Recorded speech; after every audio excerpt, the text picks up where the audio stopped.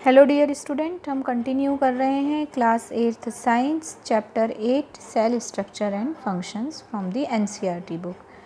जो previous videos थे हमारे, उसमें हम सेल के बारे में देख रहे थे। टाइप्स ऑफ द सेल देखा था हमने, शेप ऑफ द सेल देखा था, साइज़ ऑफ द सेल देखा था, और हम स्ट्रक्चर ऑफ सेल जो है, बेसिक स्ट्रक्चर जो था वो डिस्कस कर रहे थे, जिसमें हमने देखा था कि सेल की आउटर मोस्ट मेम्ब्रेन जो होती है वो प्लाज्मा मेम्ब्रेन होती है।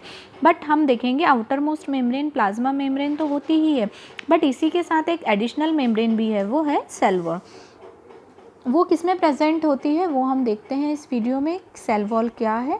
अगर आपने हमारे प्रीवियस वीडियोस नहीं देखे हैं तो आप हमारे चैनल ब्रिजेश बागड़ी पे आके वो वीडियोस देख सकते हैं। आपको हमारे वीडियोस पसंद आ रहे हैं तो हमारे चैनल को लाइक, सब्सक्राइब एवं वीडियो को शेयर करें। साथ ही साथ बेल आइकॉन प्रेस करें ताकि आपको लेटेस्ट वीडियो की अपडेट मिलती रहे। तो हम स्टार्ट कर रहे हैं सेल वॉल के बारे में। जो सेल वॉल है वो प्लांट सेल में प्रेजेंट होती है। आउटर मोस्ट थिक लेयर जो है वो प्लांट में होती है, which is known as the cell wall. This additional layer surrounding the cell membrane is required by the plant for the protection. ये जो प्लाज्मा मेम्ब्रेन के बाद की एडिशनल लेयर होती है जो कि प्लांट में प्रेजेंट होती है, प्लांट सेल में। वो क्यों होती है? देखिए, जो एनिमल्स हैं वो तो क्या है, शेल्टर के अंदर होते हैं, उनके अपने होम होते हैं या जो भी है, अलग अलग जगह पे वो प्रोटेक्ट हो सकते हैं। बट प्लांट तो क्या है, एक जैसे हर सीज़न में बाहर ही रहते हैं, उनके लिए कोई प्रोटेक्शन नहीं होता है। तो फिर प्रोटेक्शन के लिए उनमें एक एडिशनल मेम्ब्रेन जो है वो प्रेजेंट होती है, which is known as the cell wall. Plant cell need protection against variation in temperature. Plant को प्रोटेक्शन चाहिए किसके अगेंस्ट में? Variation in temperature. टेम्परेचर में जो कम होता टेम्परेचर रहता है उसके अगेंस्ट में, विंड स्पीड के, एटमॉस्फेरिक मॉइस्चर रहता है, इन सब के लिए। They are expose to these variations because they can not move. और ये वेरिएशन क्यों उन्हें उन एक्सपोज होते हैं वो इन वेरिएशन में, या क्यों उन्हें सहना पड़ता है? क्योंकि वो मूव नहीं कर सकते। हम तो क्या, अगर बारिश हो रही है तो भाग के घर में आ जाएंगे या कहीं भी छुप जाएंगे, बट प्लांट ऐसा कर सकते हैं क्या? बारिश है, तेज़ धूप है, उनको तो उसी एटमॉस्फेयर में वैसा कि वैसे ही रहना है। Cell can be observed in the leaf peel of the tradescantia. जो सेल है वो किस में ऑब्जर्व की गई थी? ट्रेडेंस्केंशिया में, एलोडिया और rhoeo. You can prepare a slide as in the case of the onion. Onion के केस में हमने जो बनाई थी स्लाइड, उसमें अगर हम देखेंगे तो हमें समझ में आएगा। अब देखो, यदि एनिमल सेल ऑब्जर्व करते हैं तो उसमें हमको सेल वॉल नहीं दिखाई देगी, बट प्लांट सेल में सेल वॉल प्रेजेंट होगी। टेक अ क्लीन टूथपिक और a matchstick with the tip broken.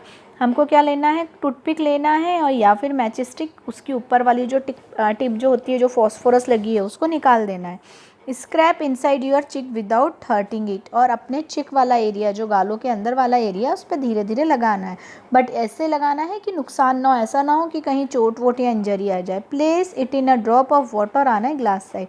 और इसको किस पे रखना है? ग्लास स्लाइड पे रखना है, और कुछ ड्रॉप जो है इसमें आयोडीन की डाल के कवर स्लिप लगा देना है, ठीक है। या फिर आप 1-2 ड्रॉप्स मेथिलीन ब्लू सॉल्यूशन भी डाल सकते हैं। और जब आप इसको ऑब्जर्व करेंगे किसके अंदर? माइक्रोस्कोप में, तो फिर आपको क्या दिखाई देगी? Cell membrane, cytoplasm and nucleus. और जो सेल वॉल है वो अब्सेंट रहेगी। हमने ओनियन पिल में देखा था सेल वॉल प्रेजेंट ही थी, बट जो इसमें है, ये देखिए यहाँ पर हमको क्या दिखाई दे रही है? सेल मेम्ब्रेन दिखाई दे रहा है, साइटोप्लाज्म दिखाई दे रहा है, न्यूक्लियस दिखाई दे रहा है, बट सेल वॉल जो है वो अब्सेंट होती है, ठीक है। मतलब ये बहुत मतलब कि मेजर डिफरेंस है between the plant cell and animal cell. Plant cell में जो सेल वॉल होती है वो प्रेजेंट होती है, और एनिमल सेल में सेल वॉल जो है वो अब्सेंट होती है। अब हम नेक्स्ट देख रहे हैं, विच इज़ द साइटोप्लाज्म।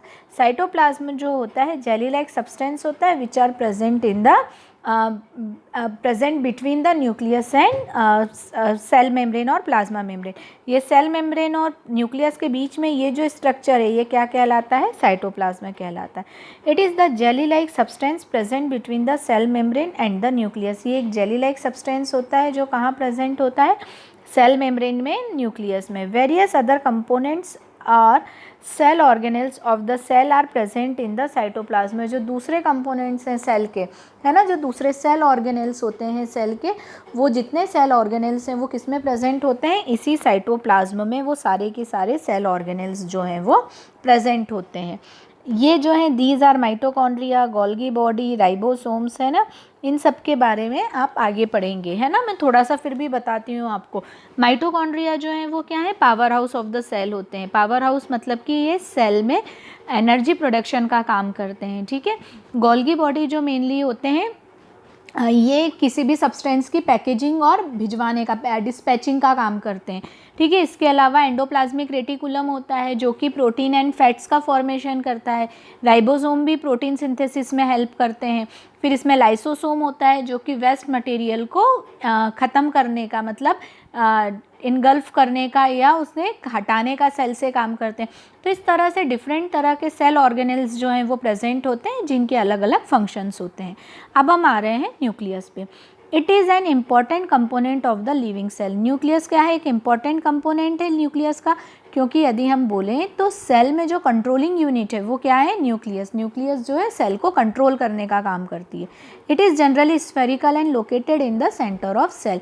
ये जनरली कैसी होती है, स्फेरिकल होती है और सेल के सेंटर में। इन जनरल जो हम अगर न्यूक्लियस की पोजीशन की बात करें तो ये कहाँ प्रेजेंट होते हैं, सेंटर में प्रेजेंट होते हैं।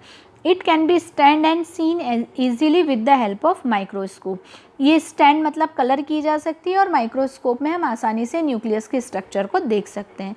Nucleus is separated from the cytoplasm by a membrane called the nuclear membrane. अब देखिए जिस तरह से सेल जो है वो आउटर सराउंडिंग से किसके थ्रू अलग होता है, सेल मेम्ब्रेन के थ्रू या प्लाज्मा मेम्ब्रेन के थ्रू, उसी तरह न्यूक्लियस जो है ये, जैसे मान लीजिए सेल है तो ये न्यूक्लियस है, हम कैसे आइडेंटिफाई कर पा रहे हैं, इस मेम्ब्रेन के कारण। और ये जो मेम्ब्रेन है जो इस न्यूक्लियस को सेल से अलग कर रही है वो क्या कहलाती है, न्यूक्लियर मेम्ब्रेन कहलाती है। न्यूक्लियर मेम्ब्रेन जो है सेल को जो न्यूक्लियस से अलग करने का काम करती है। This membrane is also porous. जिस तरह से हमने देखा था प्लाज्मा मेम्ब्रेन पोरस होती है, मतलब यहाँ से मटेरियल एक्सचेंज हो सकते हैं, ठीक इसी तरह से जो न्यूक्लियस है उसकी मेम्ब्रेन भी पोरस होती है।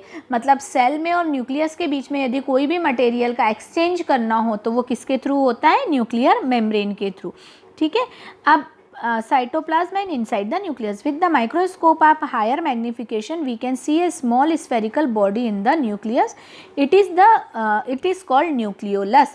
अब देखिए यदि हम हाई मैग्नीफिकेशन माइक्रोस्कोप, मतलब हमारा जो नॉर्मल माइक्रोस्कोप है उससे नहीं बट हम और अच्छे मैग्नीफिकेशन वाले माइक्रोस्कोप से यदि देखेंगे तो हमको न्यूक्लियस के अंदर भी एक छोटी सी स्फेरिकल बॉडी दिखाई देगी which is known as the nucleolus.